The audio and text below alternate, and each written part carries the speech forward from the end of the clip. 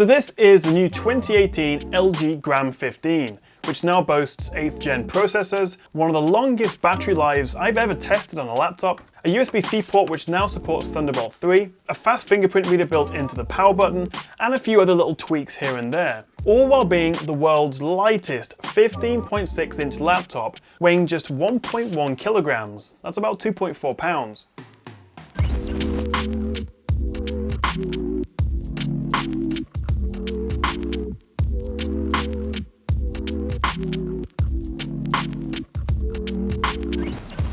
So as it says on the tin, the LG Gram is ridiculously light. It's nearly half the weight of the Dell XPS 15, and it really is a wow sort of moment when you first pick it up. It feels like the battery's missing or something, which is ironic actually, since this new 2018 model packs in an even bigger 72 watt-hour battery. And this bigger battery, combined with the more efficient and also more powerful 8th generation Intel processors, mean we get a fantastic battery life.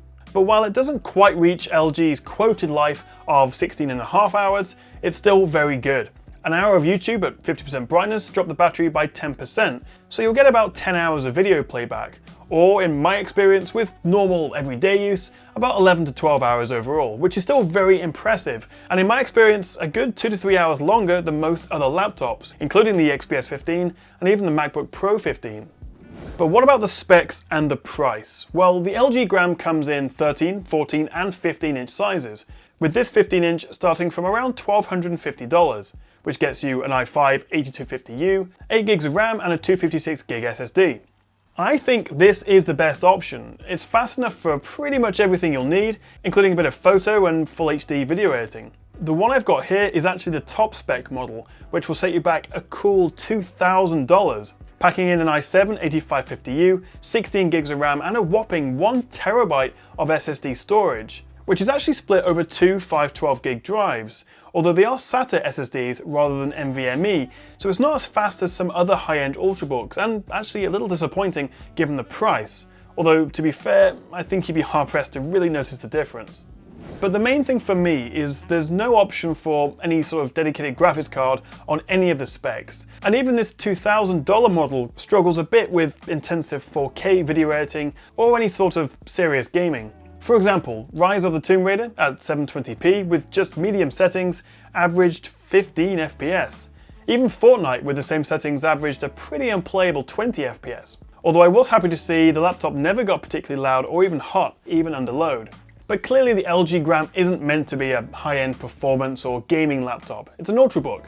However, one reason you may want to pay a bit more to get the i7, double the RAM and more storage, is if you want to take advantage of the new Thunderbolt 3 supported USB-C port, so if you want to hook it up to an external graphics card, the higher spec model may help you avoid bottlenecks. So I like the idea of using the Gram as a travel laptop with its lightweight and great battery life, but then bringing it home or to the office and then connecting it up to a graphics dock to play some proper games or for my 4K video editing. Speaking of ports, you also get 3 USB 3s, a full-size HDMI, DC power, 3.5mm headphone jack, and a micro SD card slot. It's kind of annoying they went with micro SD rather than a full-size SD card reader, but it's not the end of the world. If I'm being honest though, I don't think it looks or feels quite as premium as I would have liked. That's mainly down to the fancy nanocarbon magnesium alloy material used for the chassis. But I still think overall it's a smart looking laptop, although tapping the screen does make it wobble quite a bit, which can be a bit annoying.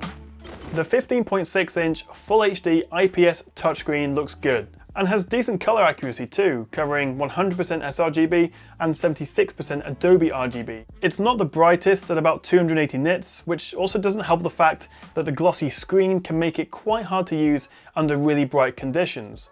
A matte option would have been nice, as would maybe a 4K res option for this 15-inch model, but in my opinion, I think 1080p is fine. It's sharp enough and doesn't have a big impact on the battery life like a 4K screen would. Now, despite its compact size and lightweight, LG has given the Gram a great keyboard.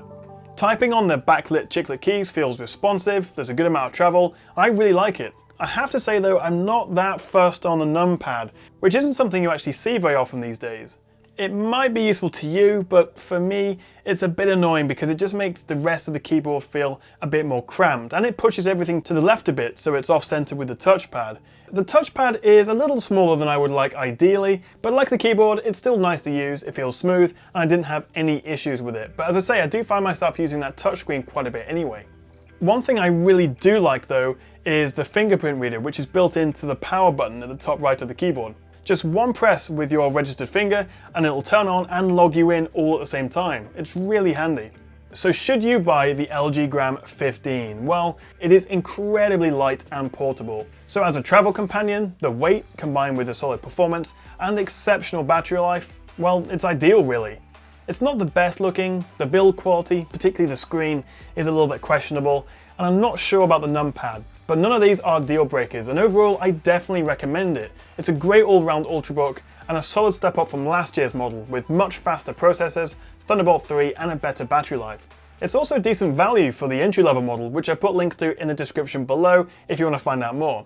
Although I do think the LG Gram has some strong competition from the also super light 14-inch Asus Swift 5, which I reviewed recently. So that's what I think, but what do you make of the LG Gram, and how important is the weight of a laptop to you when buying one? Don't forget to click that like and subscribe button if you enjoyed this video, and I'll see you guys next time right here on the Tech Chap. Thanks for watching.